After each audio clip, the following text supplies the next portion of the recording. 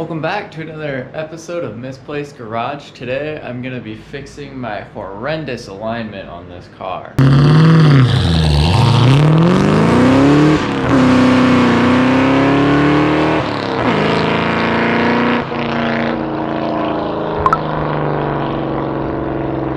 If you were to see the car in real life, you would notice, like if you were to really look closely, but the top of the tire is further in the wheel well than the bottom of the tire. And for the most part, it's supposed to be relatively level. I'm gonna be wanting about a degree of camber. And this, just a basic level here. That bubble's not supposed to be anywhere near touching the other side. So if I pull off the top of it, that bubble kind of corrects. And you can see how far I am from the tire. I'm gonna solve that issue with this. This is J&M caster camber plate 4-bolt. 4th bolt is optional, but I'm gonna be putting it on. And this thing, these are made of some of the highest quality materials. Like this is even powder coated, made of super solid steel, and it does not look like that this is gonna break. It's definitely gonna take some punishment.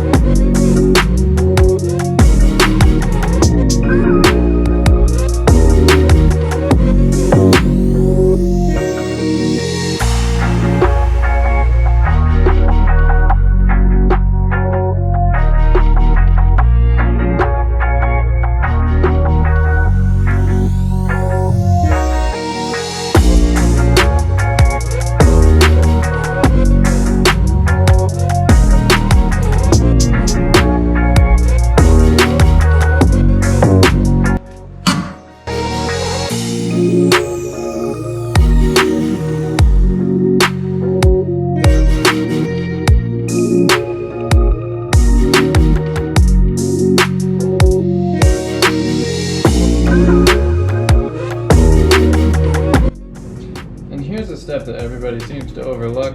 Please clean off the metal below before you put something new on there. There's no reason to leave it all dirty under there. Plus, this is like prime time to clean it. Assembling the plates is actually pretty easy. You just find where it will, you can put bolts through it rather than if you were to put it in like backwards or whatever. Obviously, there's like a specific way. If you put it in like this, it doesn't align.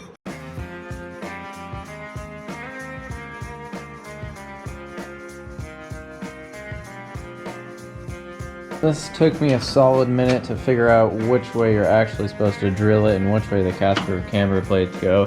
The instructions are good, don't get me wrong, but they don't cover exactly how you're supposed to drill it, which I think would be extremely helpful for most people. But what I found is, so the adjustment that goes up and down where all the bolt holes is supposed to go this way with the car, and that centerpiece is supposed to slide with the car. And so when you drill it, you want the most positive camber, So I put all of the spacers that you're supposed to have in there underneath the plate. Then you slide it completely towards the outside of the car, and then you're gonna drill it at the maximum amount of positive camber. So then you have all this room to slide this way for how much you actually need downwards. If none of you have ever drilled metal or done any sort of metal work, you're going to want to mark it. Now I don't have a gray Sharpie, so I'm just gonna go straight to the punch, literally a metal punch. Make sure you got a good sharp punch and a solid hammer so that you can make an indent on the steel. And you're going to want to get it as straight as possible and as centered as possible. And you want the most amount of camber, remember that, so positive camber all the way out, where the top of the wheel sticks out versus the bottom of the wheel.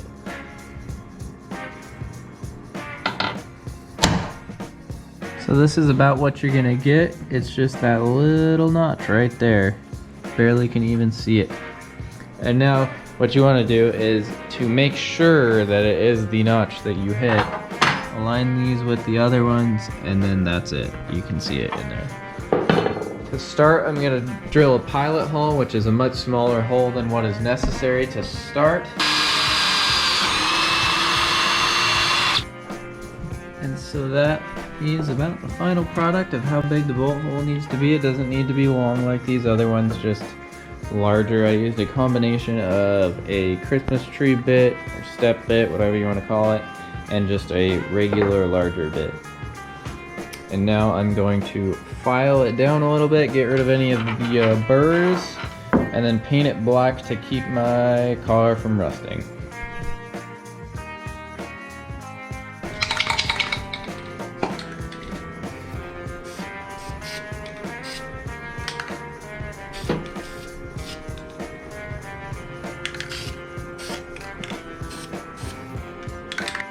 While I let that dry, I'm gonna assemble everything that I need to assemble and start working on the other side. They say for the most part, most lowered SN95s, you put the large spacer just on the strut here, just down on the bottom of the strut. Key part here before I go any farther, you're supposed to put these, since this goes about halfway into there, I would assume one goes on the bottom and then one goes on the top when you're bolting the rest of it on there.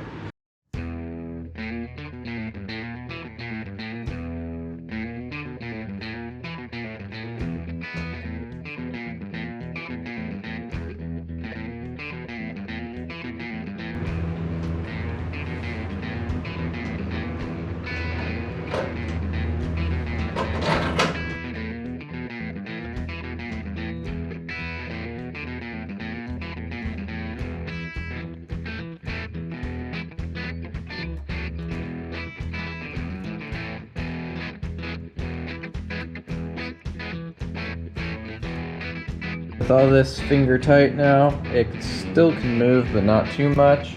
I'm going to reassemble this whole bottom end, and then I'll be able to adjust the camber and whatnot however much I need to.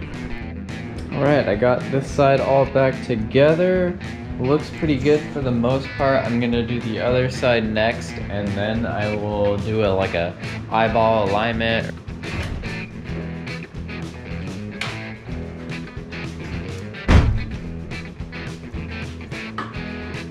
So if you run into a similar issue where you can't get the 2 diameter spacer into the spherical bearing, I'm just going to use the nut to press it down into it.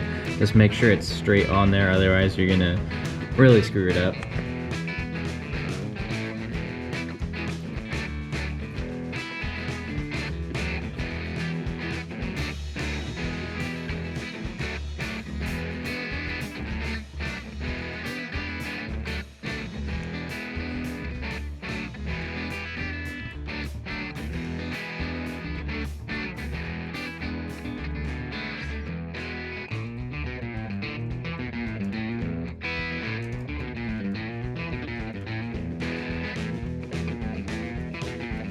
Just got the eyeball alignment dialed in. You can definitely see that it's not sticking out all weird.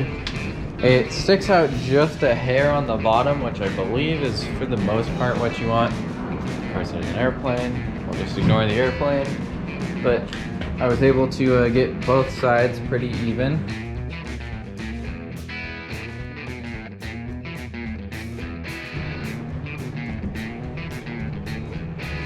Anyways guys, if you liked the video and you found it helpful and maybe you can use it on your car, please like, comment, and subscribe, and I will see you guys in the next one.